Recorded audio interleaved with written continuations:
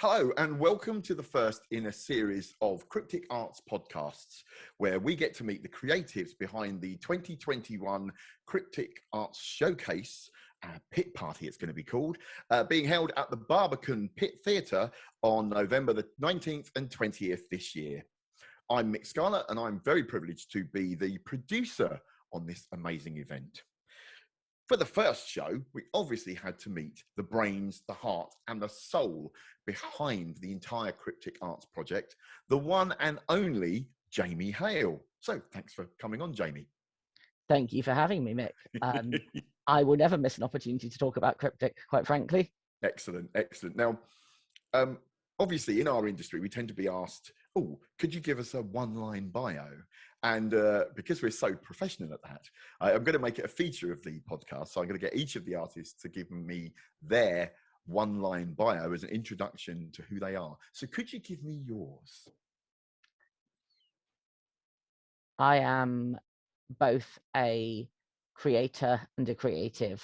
I focus on my own creative work, whether that's through poetry, writing for stage, monologue, essays, television, or whether it's through kind of the work involved in supporting other people to create. So CRIPtic and the artist development program, mentoring, workshops.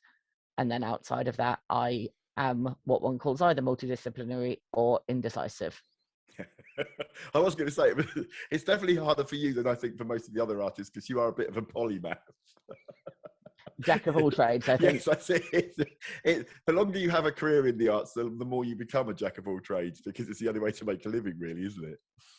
So before I venture off into the world of asking about Cryptic, I wanted to ask, what made you want to be an artist and a creative?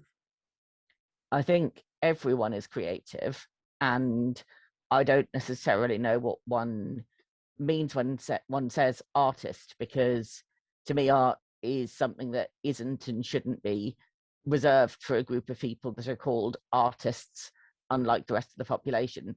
And I think, honestly, it's a privilege to be in a position where I can spend a lot of my working time on creating art. Why did I want to do this? I'd always written and enjoyed writing poetry, but I'd never really thought about a career in poetry. And honestly, I hadn't really thought about a career because for many years post-graduation, I was too ill to work. But I was given the opportunity to read a couple of poems on stage in the pit at the Barbican, as it happens, at an event curated by CN Leicester. And I really enjoyed myself. So I was invited back to do a full set the next year. And by that point, I'd started to pull together the bones of a kind of series of poems around my experiences of mortality. So I was talking to producers at the Barbican, and they said, well, why not apply for a residency here to develop it? So I did my R&D residency at the Barbican, developing my show, which was called Not Dying, and then suggested to them that rather like the trans showcase I've been in, why not curate one made up of deaf and disabled artists? And these conversations were happening back in 2018. And they said, well, that sounds like a great idea. Make your solo show part of it. So I went on to do that. I applied to the Arts Council for funding. I pulled together a creative team, and we put on the first Cryptic Pit Party 2019. And by that point, I'd also had, by sheer chance, some work in writing for television, and had ended up in a position where I was able to come off unemployment benefits and work. And of course, that ties you to keeping on finding work, because you don't have that security. But I was so pleased to be in a situation where I had the care package and the support, and where I was privileged enough to be able to focus on this work with income from kind of part-time jobs that made it possible, that I just sort of became an artist. I just sort of became somebody who is able to make art as a core part of their employment, because I critique the idea of artist. And honestly, it's that being self-employed is a far more accessible career. I set up Cryptic Arts. I'm the artistic director. If I want to have all of my meetings in bed, who's going to tell me I can't? Like, I wouldn't be able to do that in a lot of office jobs. I set my own hours. I work when I want. I don't work when I can't. You've all had the email saying, dreadfully sorry, in hospital, sepsis, will reply in a few hours. And it's just a world that I built so I can move in it. It is funny how it is the way that I think many disabled people discover this type of life, is that it is one where you can be flexible and still create your work, that, and actually it almost becomes part of your work, doesn't it? I know that with you, a lot of your work is about your own lived experience, and it challenges what people think. And I think that's really important.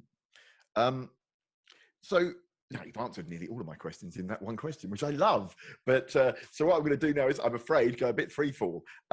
So when you start making a piece, where do you start with that? How do you go about creating your performances? When we talk about my performances, I've only really done my solo show, Not Dying, and smaller poetry sets. And generally it emerges from a word, a fragment, a line, something that kind of catches my ear, and I write it down, and it grows into a poem. And then from there, there's a direction. So the work that became Not Dying, some of it I did during my degree, some of it I wrote specifically for the show, but I was able to see in my body of work a sort of through line that allowed me to create something that explored that. Whereas with my poetry pamphlet Shield, which was published in January 2020 and written in March and April 2019, about the early days of the pandemic, about being warned by my doctor that I would not be a high priority for intensive care treatment, that I wrote in about 3 weeks. It was fire, it was fury, it was everything that I felt. But I also feel to some extent that creating work about one's lived experience is also quite self-limiting. And I think as a marginalized artist, it's easy to be pushed into a creative space in which you are considered an expert by experience on your own work, but where there's no universality. And in many ways, disability is such a universal theme, because so much of my work explores the medicalized body, the frail body facing mortality. And I think that people fear those themes. And that's why it doesn't necessarily break through into the mainstream, because as a disabled person, you often become the kind of spectre of the future for people, and the future that they're afraid of. Yes, yes. So, but I just want to write about other things. I've got a big writing project at the moment that has some disability work within it, but very little. I've done some Arthurian legend work, which doesn't particularly relate to disability. I was given some very good advice by Daljit Nagra about, I suppose, having permission. He's a fellow poet.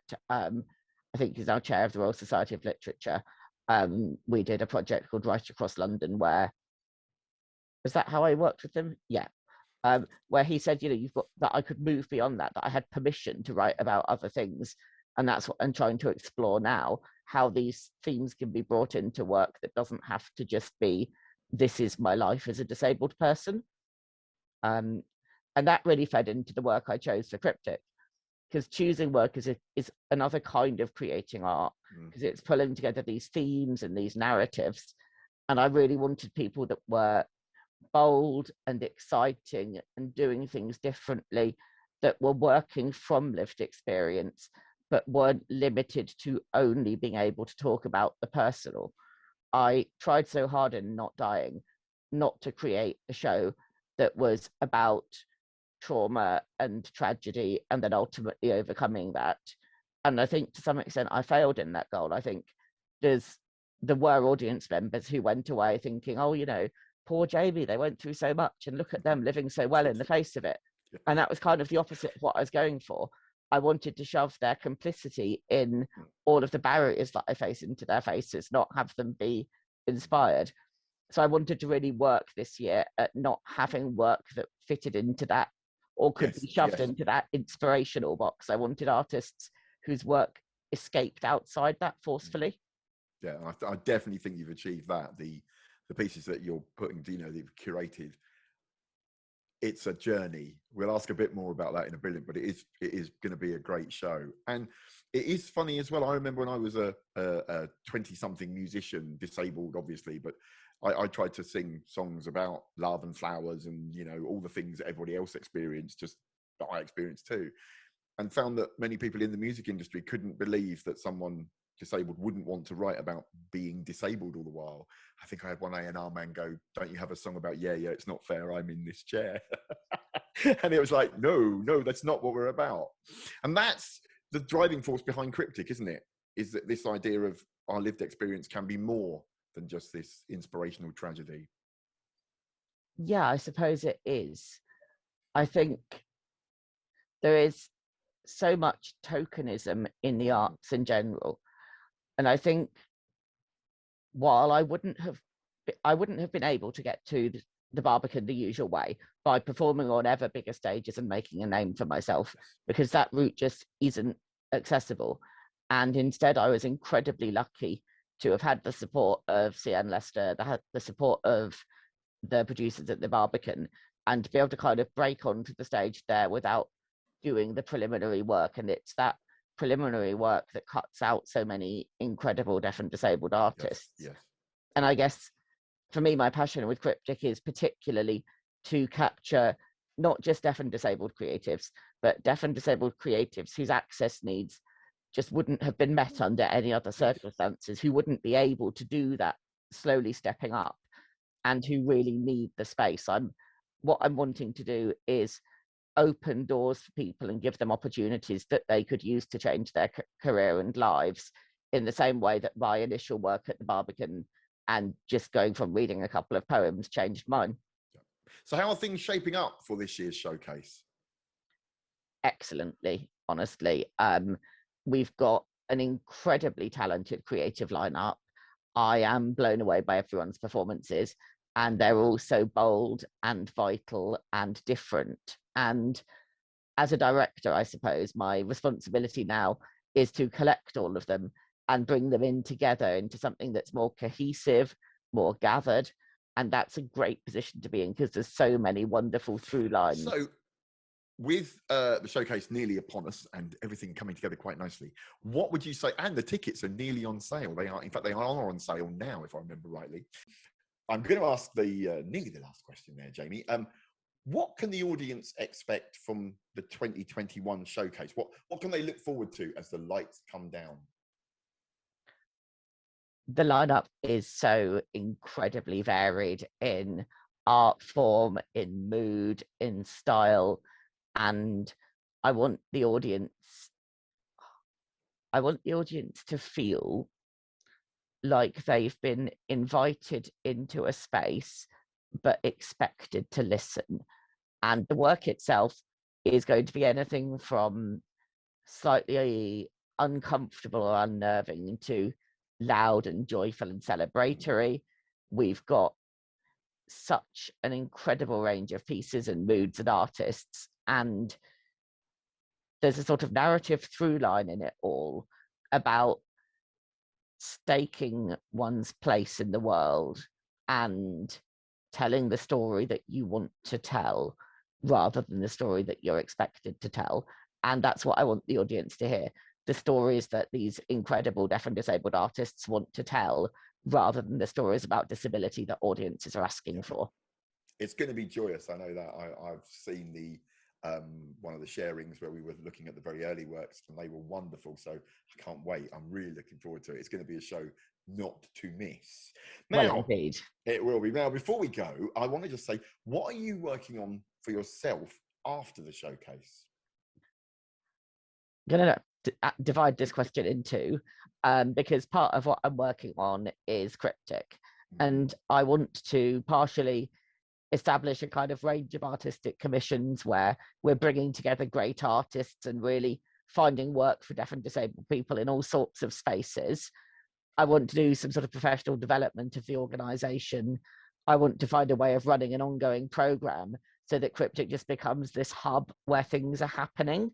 And I want us to move into more and more of the kind of training and development work for other organizations that so many people involved in CRIPtic have so much experience with, and that I really want to bring together. And for myself, I just turned 30 last month, and I'm going to make this my decade. Yep. My 20s were not easy, between kind of illness progression and other health challenges. I spent years unable to do much at all. And if you'd asked me whether I would ever enter the world of work, I would have looked at you and just said no, because it felt so unfeasible. And so then they were about stabilizing and getting health stuff to a point where I wasn't in that place anymore. And it was then finding work and doing work. And for me, in my 30s, I am branching out and I'm focusing on my creative work. I love my charity and policy work. I'm not dropping that. But my creative work is the only work that only I can do. And so whether it's some exciting and sadly still secret poetry and television projects, or whether it's all of the work behind that about learning a disciplined self and community care that doesn't allow me to fall into a place of not creating, but does allow me to extend compassion to myself when I'm struggling. Yes. And maybe learning to say no a bit more, because Yes. that's not one of my strong points. No. Working with you, I have learned that. Yes. Would you like more work, Jamie? Yes, Why not? of course I will. It's not even that. You go seeking it. It doesn't. It comes and lands on Oh, you. I know. And then when you are swamped, you go, I know. I think I'll go and look for some more. Well, my partner says I have two hobbies. One is complaining about having too much work, and the other is going out and finding work. Absolutely. Well, thank you so much, Jamie. There's going to be a series of these podcasts where I get to meet all the wonderful artists that you're working with and that we're working with, but I'm nowhere near as involved, and it's going to be one to watch. So stay tuned for more. And don't forget, the tickets are on sale now. If you go to the Barbican website and search for Pit Party, you will find it, and they are available now. So with that, I'll say goodbye to Jamie, and goodbye to you all, and see you next time. And don't forget, get those tickets because they'll be selling out soon. Thank you so much, Mick. Lovely to talk to you as ever, and have a wonderful rest of your day. Thanks.